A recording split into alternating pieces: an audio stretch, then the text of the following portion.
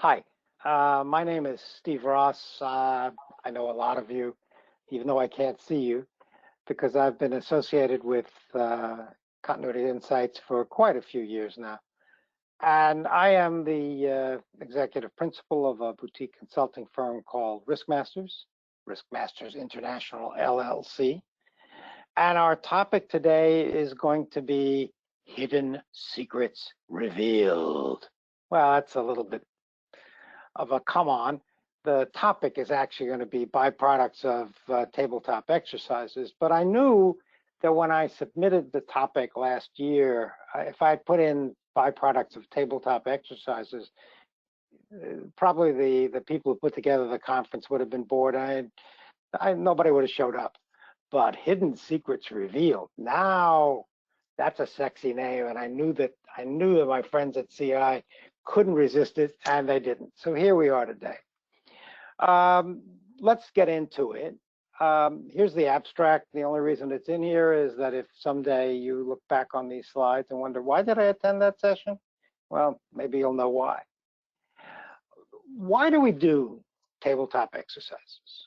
A lot of different reasons, but the basics are that we want to get some validation of the plan that we have and the capabilities we have to respond to disruptions, and do it in a cost-effective manner without disrupting the business overly. It's a discussion-based session where people sit in an informal conference room setting to discuss their roles during an emergency and their responses to any particular situation in a scenario that's being presented by a facilitator. Not my wording, it comes from a source called ready.gov, and quite frankly, you knew all that. Why did I bring it up? Because I felt it was important that we all just level set. We know why we do tabletops. Now let's move on to what else we can get out of them. What else can you get? Well, here's some examples. You can identify problems management didn't even know that it had. You can bring up significant changes that are going on in your business practices that are slowly but surely changing the way that you would deal with the disruptions, but you didn't even see it. You can see opportunities for cost savings. You can foster creativity in the people who have to deal with disruptions, break down silos that would appear during a recovery, or give recognition to imaginative and vocal personnel. Now, I don't usually read slides. I think that's pretty boring, and you don't want me to do that. But the reason I did was this is sort of a table of contents for what the rest of the presentation is going to be about. Now, there's two ways that I think you could use what I'm about to talk about. You can continue to do exercises the way you have in the past, no argument there, but look to achieve additional value by looking for other things. Or you might want to reconsider the ways in which you perform the exercises in order to achieve that added value. I've got no brief for either way. You may interpret some of the things I can say, and I will say in the next short while, one way or the other. I don't care. But the important thing is not so much how you structure the tabletop, but getting the value, the additional value that I just mentioned, and will continue to mention, and selling those results to management. And I believe that if you are focused on getting more out of your tabletops, you will get more out of your tabletops. So you need a scenario. Everybody understands that. So for almost as long as I've been doing these, which is more semesters than I want to admit to, the gray hair kind of gives away some of that. So we dealt with fires and floods and bad weather and power failure and computer downtime. I have nice pictures illustrating all of those, and quite frankly, that's boring. I mean, what I have seen in quite a few cases in some of the clients where I have been called in to run a tabletop, the reason that I was called, I say my firm, the reason I was called in was that they realized that they were simply doing the same thing over and over again, not getting anything new out of it, people checking boxes, going through the motions. What I would say in recent years, and we're going to get to that in a moment, I've been varying that up quite a bit. Things like train wrecks outside the company offices, or a few examples I'll give right now, but in a moment, actually. I think the point in dealing with scenario selection is to consider some of the black swans. Now, black swan has entered the vocabulary as a term. Everybody uses it. Many people just think of it as something unexpected. Well, quite frankly, all business disruptions are unexpected. We never expect things to go down, but they do all the time. And sometimes there are extended outages, which is why the people who are listening to this presentation have jobs. But it actually comes from a book from 2007 written by a rather startling egotist by the name of Nassim Nicholas Taleb, who wrote this book, The Black Swan, talking mostly about investment risk, by the way. And the key attributes of a black swan are rarity, extreme impact, and predictability, but not predictability looking forward. It's always, oh, we should have thought of that, but we didn't. As I say here, there's something in the media every day, almost every day. And what's common is that it's unexpected, that usually there's a link in the supply chain or a critical chain that gets broken. And as I said before, realization after the fact that, oh yeah, we should have seen that coming. I put this deck together probably in January of 2020. We, as I am recording this, are living through the response to a totally unexpected pandemic. Many of the slides that you're about to see, looking at them retrospectively, we should have said, oh yeah, that really happened. We now know that. But nobody could have expected a pandemic. And I think, oh yeah? We're 20 years into the 21st century. 1/5 has passed. And we've had SARS, and we've had MERS, and we've had avian flu, and we've had swine flu. We've had Zika, we've had Ebola. And now we have the coronavirus, COVID-19, that's broken through. It was predictable, but only in retrospect. So here's the chance to identify some problems that management didn't know it had, and it starts with scenario selection. Give you a couple of ideas of things that I've used. I mentioned train wrecks. How about Legionnaire's disease? There's a tendency to think of that as being old news. Well, it's a lot more common than you think. According to Health and Human Services, it's, as you see, still growing, and 7,500 outbreaks in the US each year. One of the things, and I remember, I swear to you, this was written in January, it shows up the shortcomings of pandemic response plans. These were written for communicable diseases where people breathe on each other, where, but in a Legionnaire's disease, people don't give it to one another, buildings do. There's usually some flaw in the air conditioning and ventilating system. And it's potentially a problem you didn't know it had, and it challenges existing comfortable thoughts. We did a test like this for one of our clients in mid-2019, and I received an email the other day saying, hey, wow, we really took a hard look at our communicable disease plan, and we made significant improvements. Thank you. Another one, a water main break in front of the building. Yeah, it's a flood, but It's not a flood in the generally understood sense of it, of the whole area being underwater, just your area being underwater. It becomes an accessibility problem combined with a power outage. And it forces management to think, if I couldn't come into the building today, the building's still fine, everything's fine, but I can't get there. What's there that I need? Brings up whole bunches of issues. I have tried this a couple of times with the crisis management team as the subject, and it works out extremely well. A couple of other ideas, cascading outages. A happens, which causes B to happen. So there's a sprinkler discharge. That's a problem, but it's a big problem when it's a sprinkler discharge over a server farm. Or there's a system failure during a snowstorm. Or there's a strike, and because of the strike, there's a supply chain disruption. These kinds of things actually do happen.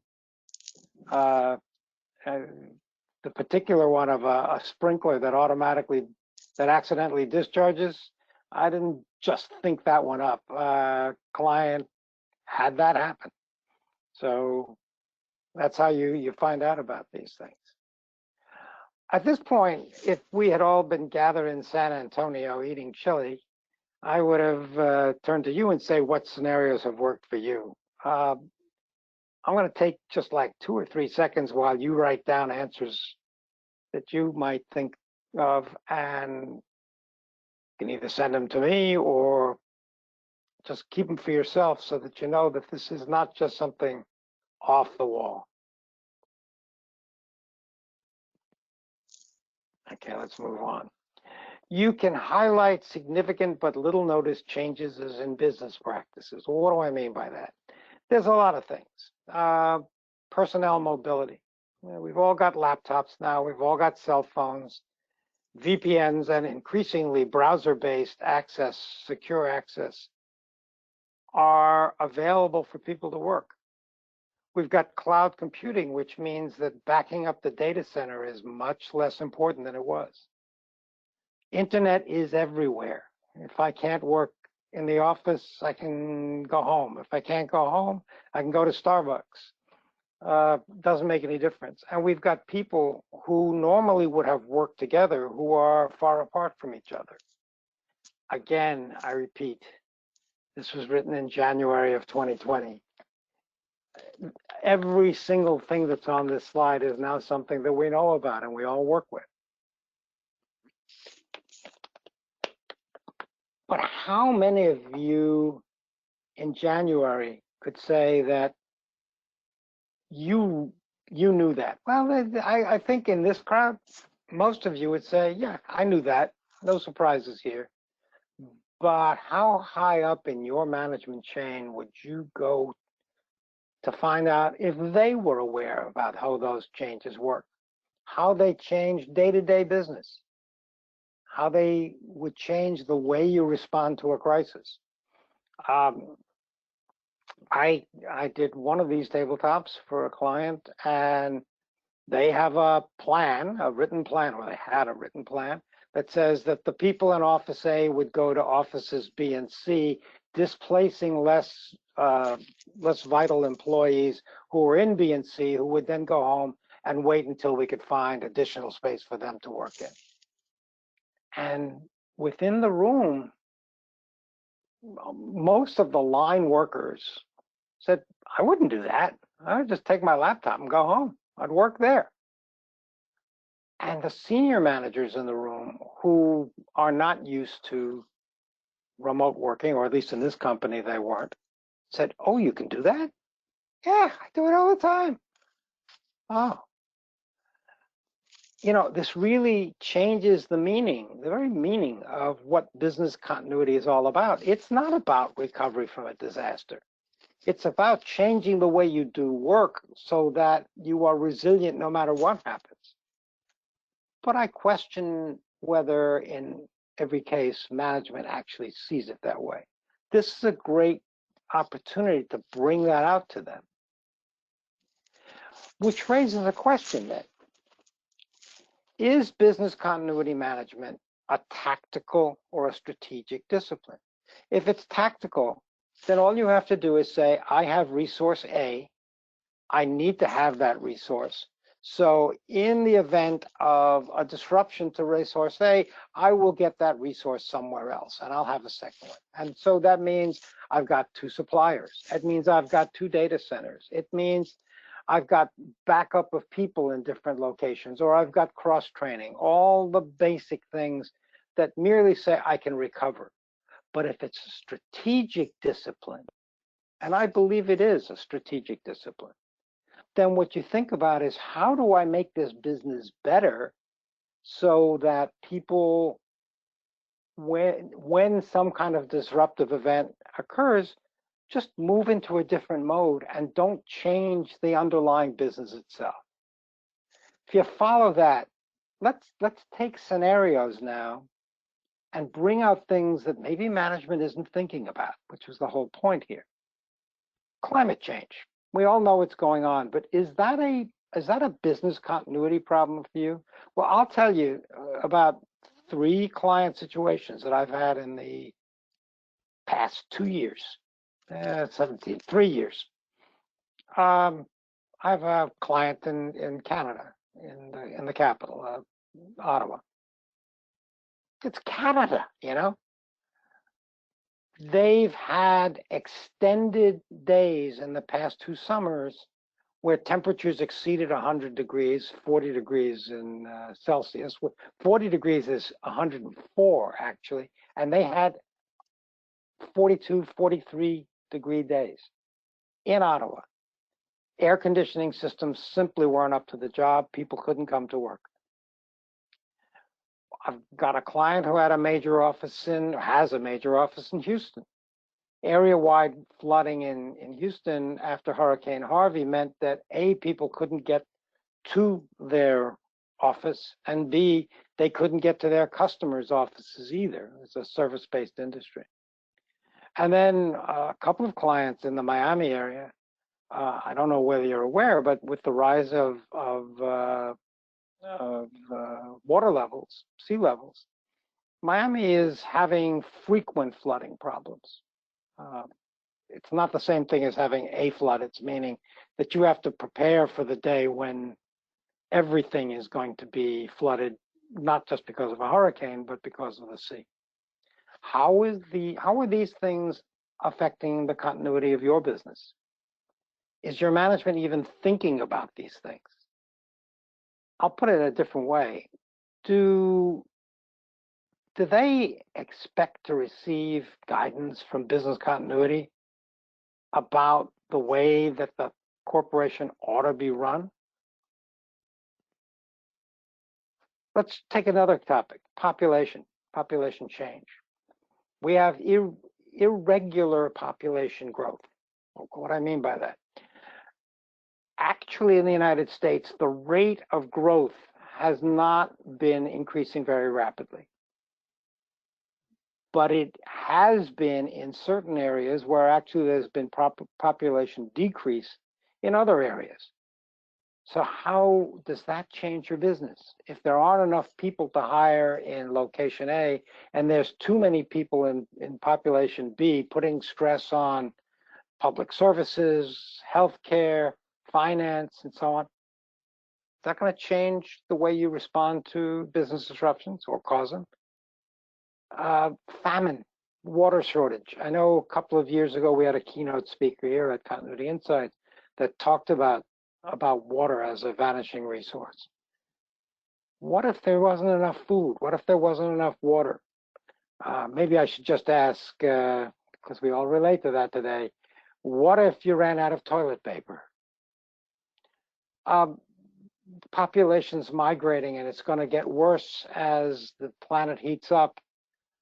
Tropical areas are going to become unlivable, so there's going to be a south to north migration in the northern hemisphere and the other direction in the southern hemisphere.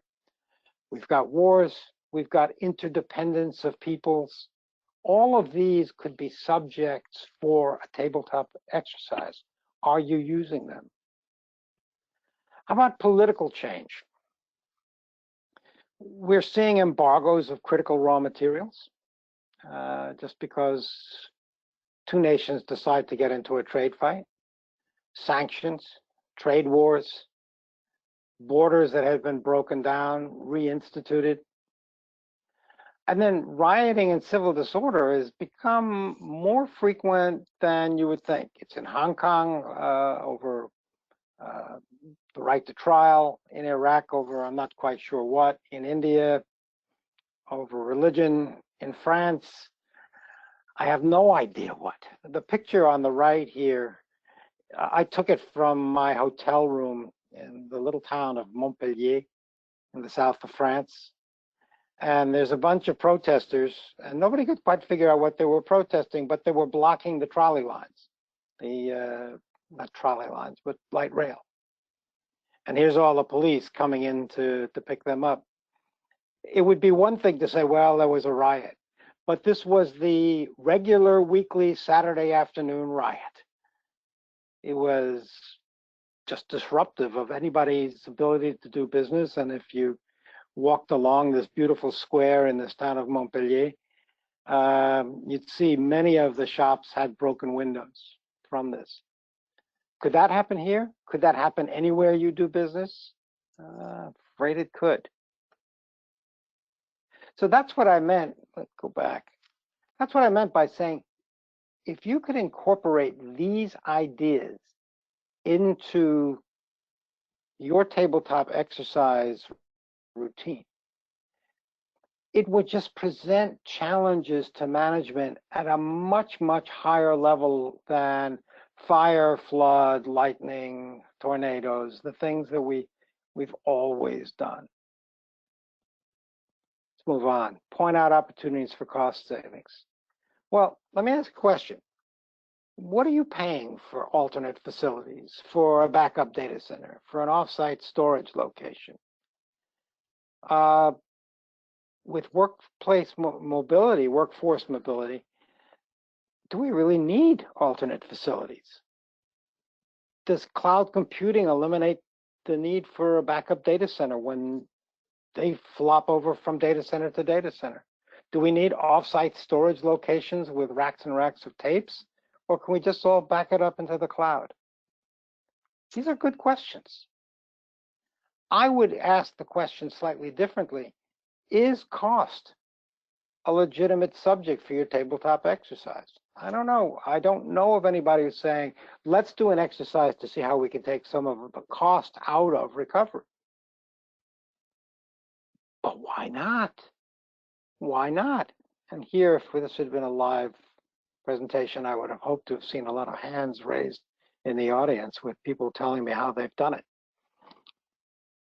We can get rid of the money tree a little bit, or make it at least a smaller money tree, because we can think about cost as a consistent component of business continuity and a way to manage the cost and still get the continuity.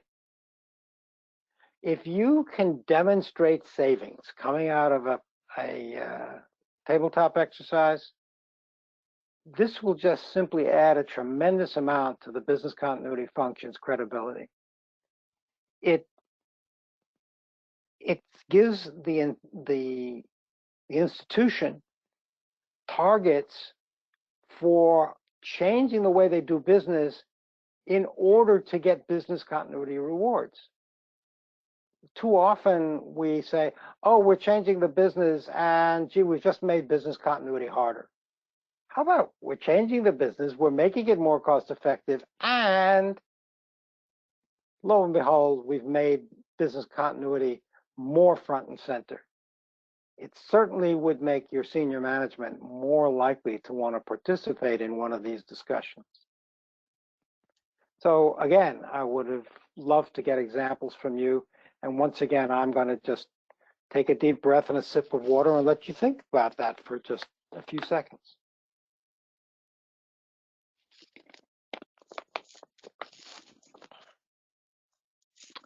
How about fostering creativity? And in particularly, creativity in dealing with crises beyond business disruptions. Again, I just simply have to say, I wrote this slide in January. And today to tell you that business disruptions can lead to customer service issues, revenue shortfalls, personal life displacements, yeah, work from home with 3 kids, stress, concern about whether you're going to keep your job, just general discord. People's nerves are at a rough edge. Hard to think that we didn't think about these things, but now every single one of them is part of our lives. And, you know, if we just focus on resuming normal business activities, it's too easy to lose sight of some of these other issues. I am recommending as we go forward, and I don't think it's a tough recommendation, not with what we're all living through right now, but I think it's something that as you run a tabletop exercise, make sure that you're bringing out these issues: customer service, money, stress, keeping your job, all of that, because it's what's really going to be a part of the reality of recovery hereafter. So 2 ways of doing this. One would be have the relevant groups break out and just do a tabletop, say on customer service issues with customer service, on revenue with sales, on personal life displacements with human resources, stress, I'd say line management, concern about keeping your job, again, HR, discord, senior management. Actually, put them aside and say, look, there's been a disruption. Don't worry about what it was. It was a fire, it was a flood, whatever, or it was a pandemic. You know, customer service people, how is this going to affect, you know, the way we serve our customers? How are we going to respond to that? What are we going to do to make sure that our customers don't lose satisfaction with us? And spread out that scenario. Not so much how do we get back into business, but what does it do to the business over and above the ability to carry out normal operations and make money. I think this is a very valuable hidden secret, to go back to the Pulp Fiction title of this session.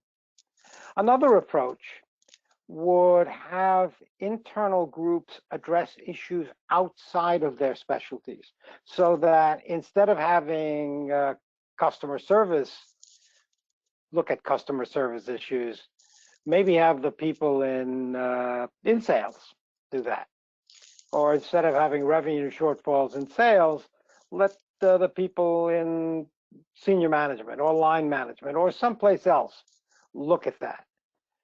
So there's advantages and disadvantages. The advantages is that you already have specialists who are addressing these issues in all likelihood, particularly when they put together their plans. But, you know, I'm not telling you anything you don't know. One of the biggest enemies we as a profession have is the phrase, we've always done it that way. Innovation is very hard to introduce to the field of business continuity because business practices have become routinized. But it's not a bad idea to get some out-of-the-box thinking that questions, well, why do we do it that way? Now there are disadvantages. I don't want to sugarcoat this.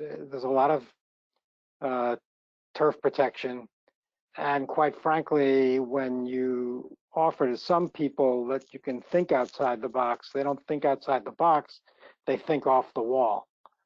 I would only say in defense is that sometimes that crazy idea that the guy in the back of the room came up with doesn't seem so crazy, not that far off in the distance, particularly when you go through something like we're going right now.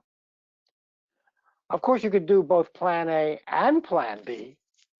You take the customer service people aside and have them deal with the problem from their point of view, and then have other groups deal with the same issues and see if they come up with different ideas, better ideas, complementary ideas.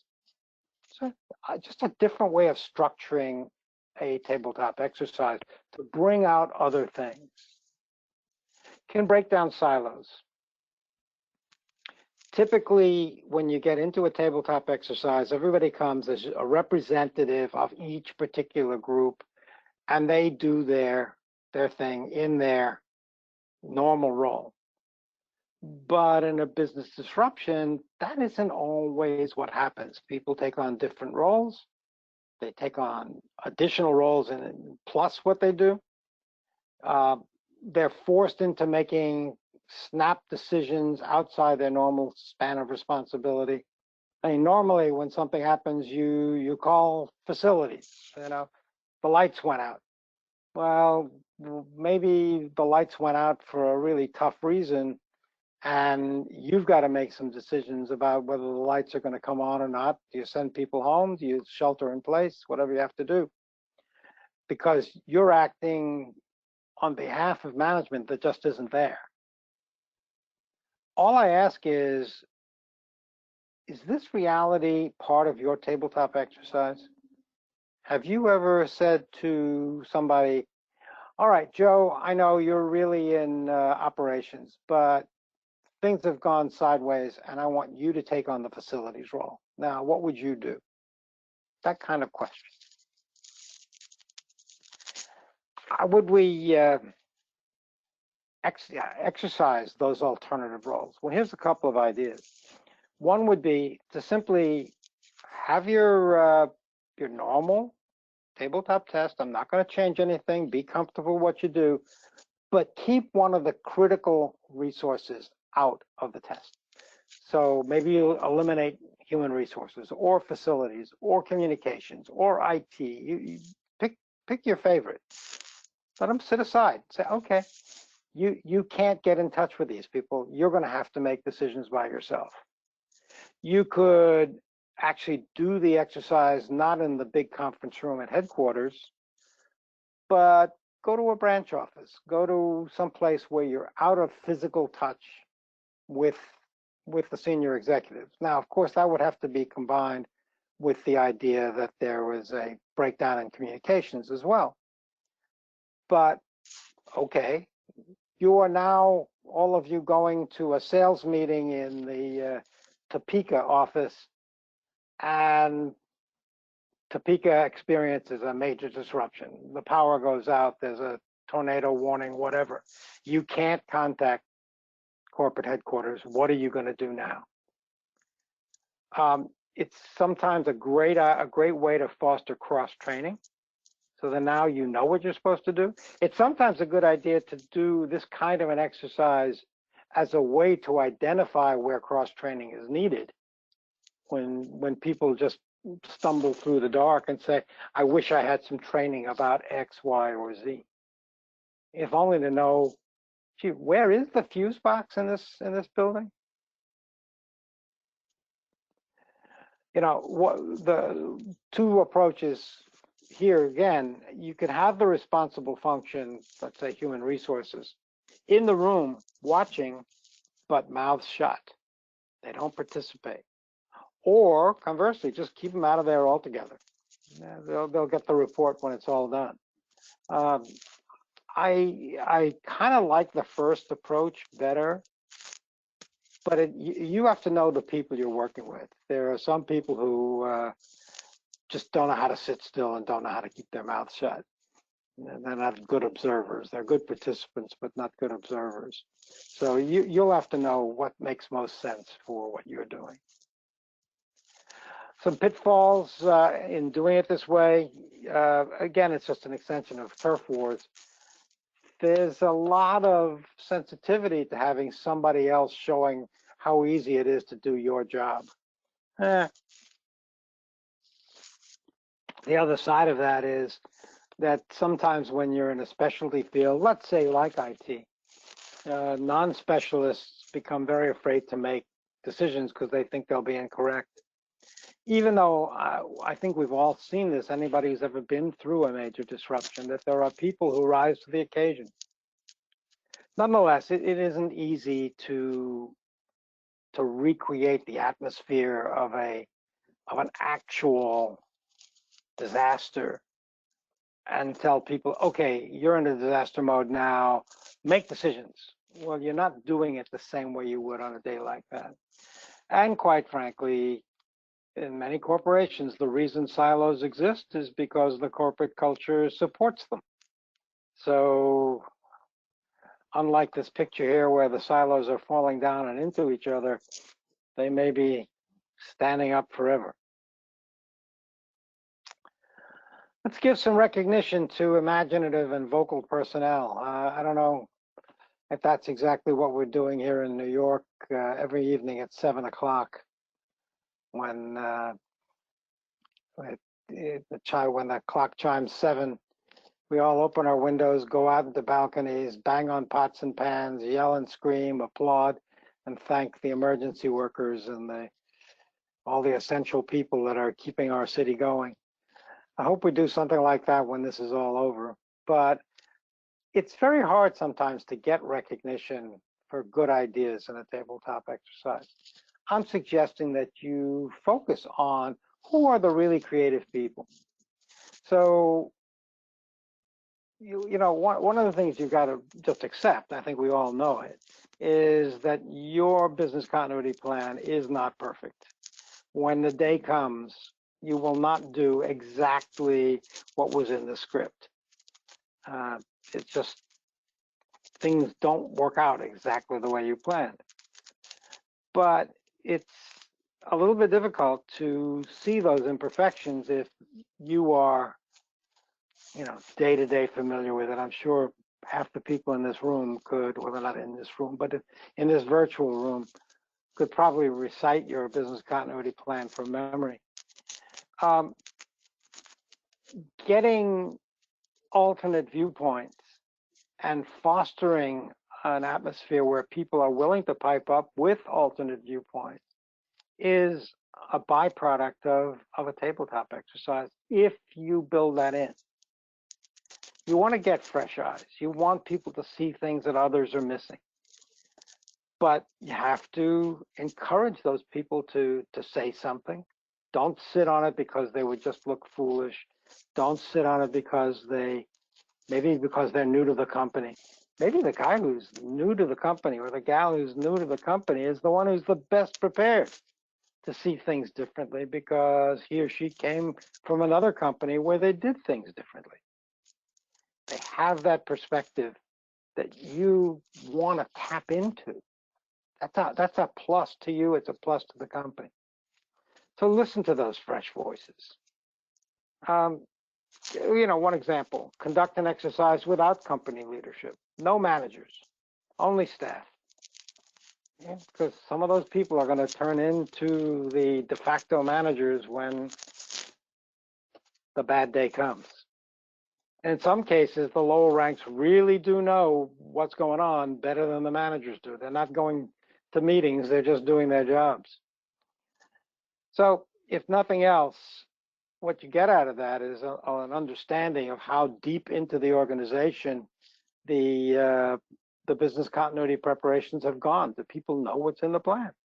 Because remember, whoever's the subordinate today, come back in a few years, they're going to be the leaders. Important point then is to make sure that you as the ones sponsoring the tabletops, speak up, give praise, make sure that their management knows what a great job they do. And in particular, if they came up with bright, innovative ideas.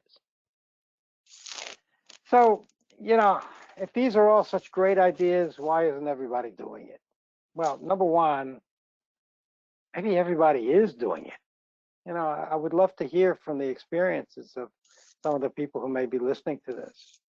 You know, a lot of these things may be more commonplace than I think. It's easy to keep doing what we've always done. As I said, the greatest enemy we have is we've always done it that way. But what I think I'm trying to stress, I know I'm trying to stress, and I think hopefully you're getting, is it's hard to create value that way. You just go through the motions and it doesn't enhance the reputation of business continuity function one whit. Does your management really expect innovation from you? Is your job considered to be an innovative one? Well, if it's not, that's a bad thing. But if it's not, this is a chance to wake them up. This is a chance to show how innovative you can be. Now, it may be that other functions in the company feel like they own all the new thinking, strategic improvement, process improvement, strategic planning, all these staff functions who are paid to think all day. Maybe there's no monopoly on great thinking, and maybe it's not such a bad idea to shake some of the dust off of business continuity management. You may find some hidden secrets if you do. So that was what I wanted to talk about. Had we all been in San Antonio together, I would have said, let's get together over the lunch table or coffee breaks or conference get-togethers.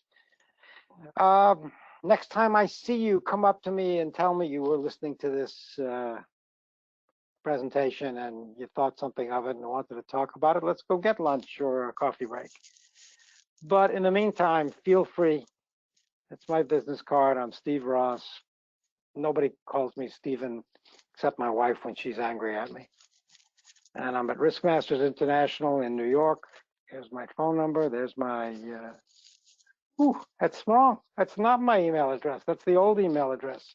It's Stross@riskmastersintl.com. If you send it to that address, it'll get forwarded to me anyway. I'll get it. But I feel bad about not getting that right. Anyway, thank you very much if you've been listening to this. Sorry we didn't get together in San Antonio, but I hope you found this valuable. And, if you are participating at home, writing down some good thoughts, then I served some value. Thank you very much. See you next time. Don, you there?